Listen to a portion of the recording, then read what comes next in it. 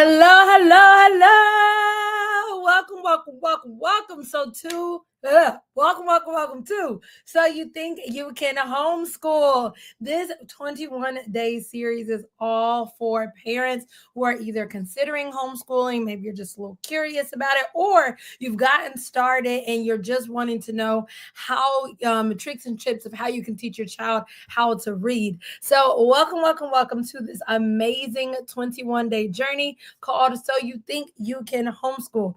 Each and every day for the next 21 days, I am on here live at 11:30 a.m. Eastern Standard Time, giving you one tip, one strategy, one thing that you can immediately implement to help your homeschooling journey even smoother.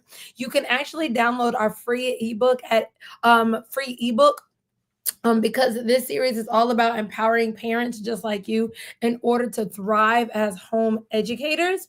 And I just want you to know that you indeed are a home educator, whether you're just curious or you are starting out. The free workbook that I talked about is down below in the description. Also, you can go to everythingaja.com/homeschool. And in that workbook, it's going to have information about, what is homeschooling, what are some of the challenges, what are some of the formats. And then there is space for you to write in notes for each day. Today is day 8. We're talking about teaching a Wiggly child how to sit down and focus in order for them to learn how to read. So make sure that you are on day 8. And the wonderful thing about the workbook is it is editable, so you can literally just type in directly into it. For those that do not know who I am, my name is Aja McNair. I'm an educational consultant. I have been a kindergarten through 5th grade curriculum specialist, meaning I've been an administrator over all things teaching and learning. You name it, I have been over it. I have over 15 years of instruction in elementary.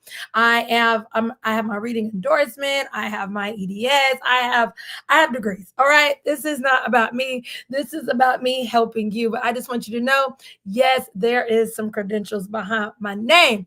My mission here at Everything Aja is to empower women just like you to confidently nurture the next generation, both academically and spiritually, so that you can walk in God's will for your life and maintain a balanced personal life. So right now, down below in the description, just go ahead and comment how long you have been homeschooling and what are the age ranges or grade level of either your child or your children. Today, in our 21-day journey, today we're going to talk about teaching a Wiggly child how to sit and focus. Let me know down below in the chat box, do you have a Wiggly child?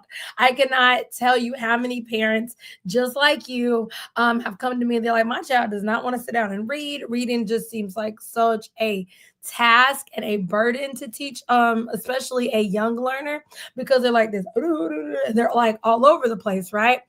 So today I'm going to give you some tips and tricks and strategies of how you can get your Wiggly child to sit down and focus. Who remembers when, we were growing up, right? And we were told that this is how you sat down and learned. Like, y'all remember being on the rug and they would say, all right, come here, crisscross applesauce. Like was how we, right, were brainwashed of this is what learning looks like. Learning looked like you sat down, right? You were quiet and you sat like this little girl. And that meant that you were learning. Well, I want you to know today in the 21st century, this is false. Okay? A child does not need to be sitting down crisscross applesauce in order to learn how to read. Okay? So I want you to just kind of note that old-timey myth that we were forced into believing is not the truth. And education looks different, especially now with this new generation of children. And so that's not what learning necessarily looks like. So what do you do when you have a child that's like constantly wiggling, right? If you have a child that is constantly wiggling, you can still teach them how to read. Movement becomes their strength. Movement also becomes your strength. So because you have a child that likes to move, this probably means that they are a kinesthetic learner or a child that likes to learn by doing. Now, although I'm not going into learning types in this this video, in this training, this is why you need to be tuned in, because on day, I want to say day 5, we went through the top 3 learning styles. So make sure you go back, rewatch that replay so that you can kind of understand the different ways children learn. But most children that are wiggly, you want to now use that energy, use that wiggle energy in order to begin to teach them and to implement strategies and to implement activities that require them to move. Okay. This is Tangela. She is a full-time homeschool mom. And one of my clients, love her to death. But her child was very wiggly. In fact, she did not know how to engage her son. She was struggling with her confidence. She was struggling with his confidence. And she just felt like she did not know where to begin. After joining my program, Teaching by Design, she said it was the best decision she had ever made. Her son went from being wiggly, hating to learn how to read, to enjoying story time. Not only did she begin to implement the strategies learned for reading in reading, but she also began to implement them in math, and he began to enjoy math. He began to learn not only his letters, but also his numbers. And then she said she now knows what to do with her son, and she gained the confidence that she needed in order to teach her child. And so how did she learn how to take his anxious energy, or like that wiggly energy, and began to funnel it? Well, I taught her what to do with his movement. And so instead of like combating the movement, like you'll constantly be in war. Like you'll feel like you're in tug of war in a boxing ring if you have a wiggly child and you're constantly trying to force them to sit crisscross applesauce. It's not who they are, right? So now we have to now adjust our instruction. And so sorry, with movement, sorry. Movement helps wiggly children stay engaged. So you can use that movement and then kind of funnel it into the type of activities and the type of games and lessons that you're giving your child. And so physical activity is one thing you're going to want to really implement into your lessons, because physical activity stimulates learning pathways in the brain. So when you have a child that's naturally really physical, when you have a child that's naturally moving, begin to take that energy and then begin to harness it into your instruction. Also, you want to harness their energy in order to build focus during lessons. Now, in order to do that, what you're going to do is incorporate physical activity. So let's say you are sounding out letters. Well, they can hop while they're sounding out letters. Each hop they have to make a letter sound. You're not changing the goal of the activity. You're not changing what's required of them, right? The goal is still the same, for them to say their letter sounds. All you're doing is making their wiggly energy actually beneficial in the lesson. Okay, they don't want to sit down crisscross applesauce. Don't make them. All right, take that energy. All right, you don't want to sit down. All right, stand up. And every time you say a sound, I need you to hop. Right now, they're actually more engaged. They're more inclined to say the alphabet sounds. They're more inclined to do whatever it is that you're asking them to do, because you're requiring them to do physical movement. The next thing another example is like clap or stomp syllables. So making a phonics lesson fun. They can do claps, they can do stomps, they can go to a different corner of the room. You also can use multi-sensory tools. So you can use things like sand trays. And let me just get up and give you an example of this.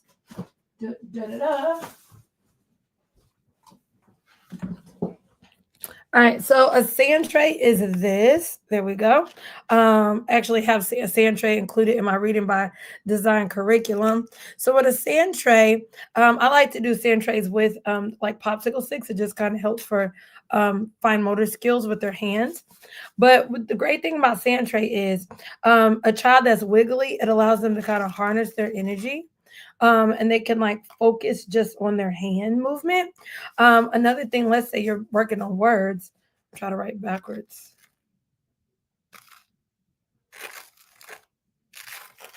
It also works if they're a little bit older, and let's say they're not doing letter recognition, but they're working on words. They can still use a sand tray as well. And so sand trays are something you can begin to incorporate for multisensory. One thing you can also do, I always, before I let a child do the popsicle stick, I always let them do their hands. So that way they're feeling the sand. And that just kind of helps that multi-sensory approach.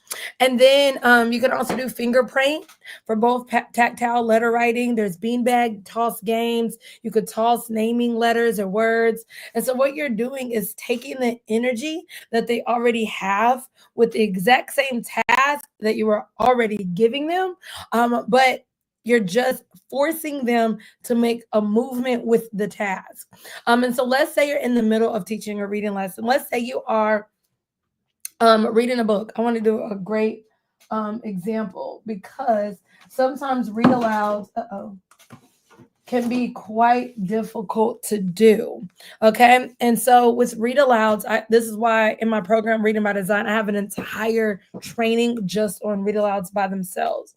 And so let's say you're in the middle of a read aloud and you're reading the book. Well, with read aloud, you want to stop, you want to ask comprehension questions. And let's say you're in the middle of reading, you look up and they're like this. They're sitting down with their seat, with their feet and their moving.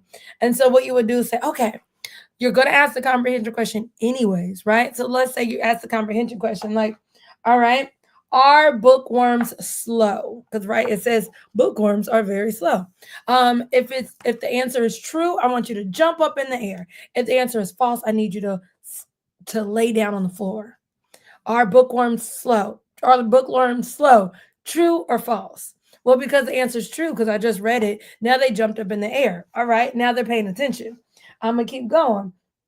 It took him till noon to get there. Ooh, I want to know what time it took him to get there. If the answer is 8 o'clock, then I want you to go to the door. If the answer is noon or 12 o'clock, I want you to run to that side of the room.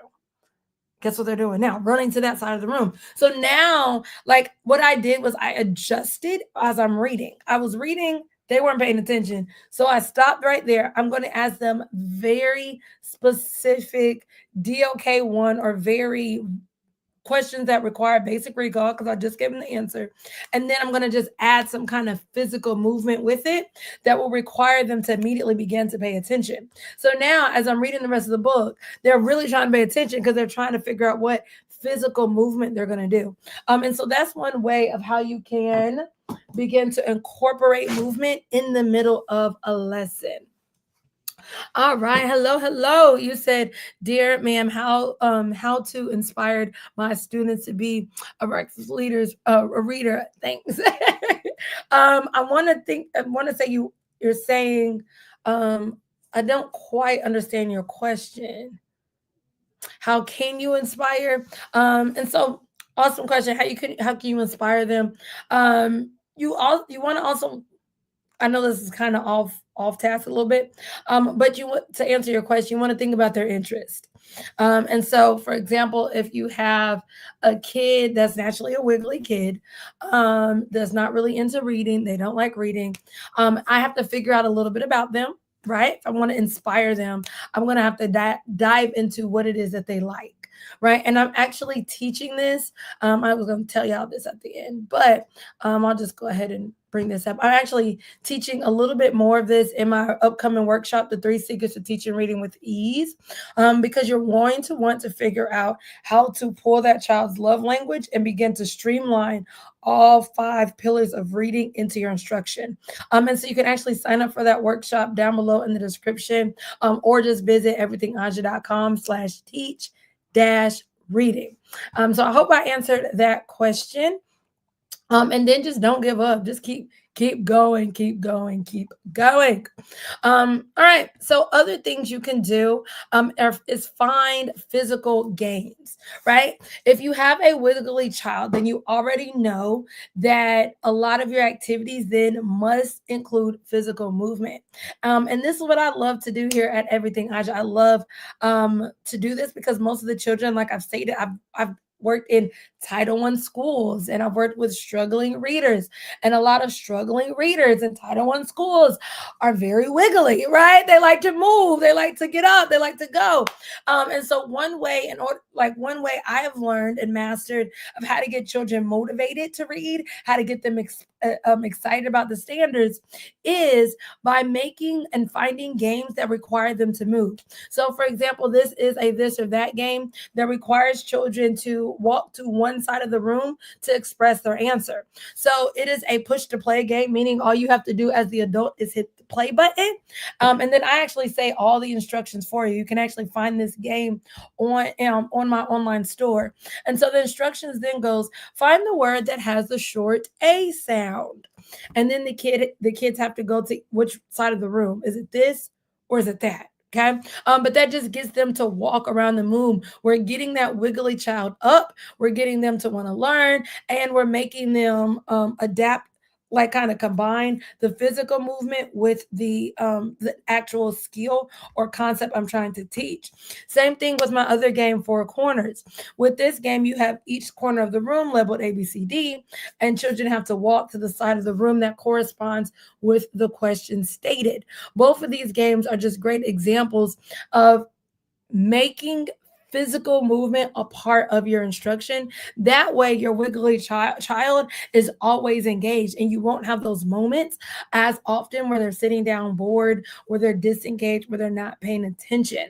And so I want to give you like three little quick tips that are going to help you do this and be more consistent with it. Because as we talked about yesterday, consistency beats perfection.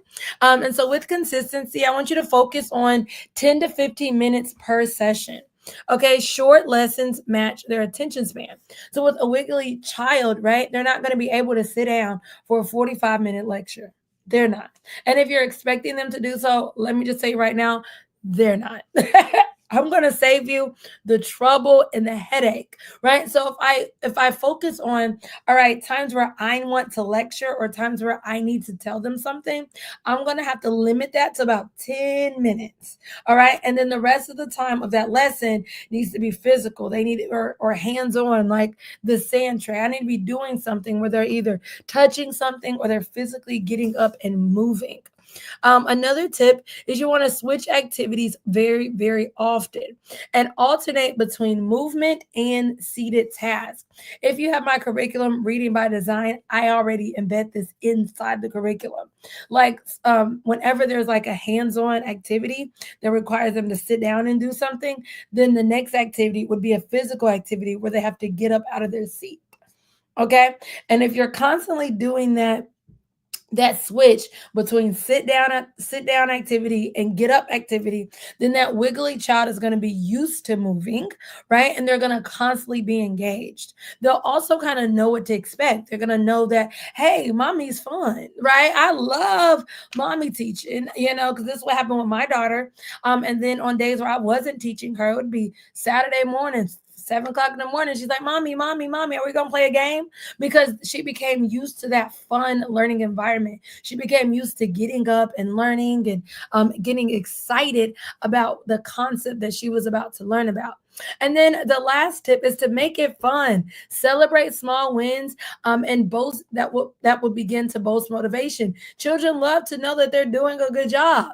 All right. If you have them go from one side of the room to the other and they did it right, say good job. Just kind of celebrate those small wins because a lot of times wiggly children are often disguised as unengaged children. And so there is a difference. And so what we have to do as parents, as home educators, is to begin to decipher between the two. Is my child just wiggling in the moment, or are they just not engaged, right? And so the only way to know that is to create a culture within your homeschool environment where they're always getting up, having all of these fun activities, where they're always kind of getting up, engaged in learning. And so then I can really, really, really clearly see, oh no, they were just a wiggly child. They love to learn.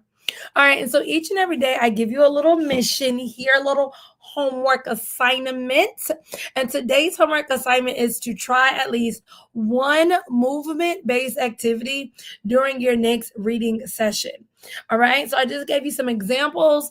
I just want you to commit to doing one. Give me like a little thumbs up once you're making your commitment, and let them hop, let them clap, let them wiggle their way to reading success. Another thing you can do is, let's say you are reading this book and you are going over sight words, like also, right? And so what you can do, even if you are reading for comprehension, every time they hear a sight word or they hear an article, let's say you're going over the word the, right? Every time they hear a word or a phrase, they have to clap their hands. That allows them to constantly be engaged and listening throughout the entire lesson. So even in the title, The Wonderful Book, they had to clap, right? And so give them like a little buzzword for them to kind of be listening to as you begin to read your book or your story. And I just want, I always have to end with some kind of engaging inspirational quote. Children learn as they play. Most importantly, in play, children learn how to learn. I love that quote. And wiggly children or wiggly kids have unique strengths. Embrace their energy. Don't you dare try to make them sit down crisscross applesauce all the time. Baby, it's not going to work. Embrace their energy and begin to use and harness that energy in your instructions. And I want to introduce you and invite you to the 3 secrets to teaching reading with ease so that we can kick off this next year and let this next year be the best year of our lives when it comes to homeschooling and instruction. Whether you are starting off or you've been doing this thing for a while, you want to be in this workshop. You can sign up down below in the description or just simply visit everythingaja.com/teach-reading. I look forward to seeing you same place, same time tomorrow as we kick off So You Think You Can Homeschool Day 9. And it'll be my birthday. Woo, woo. See you soon.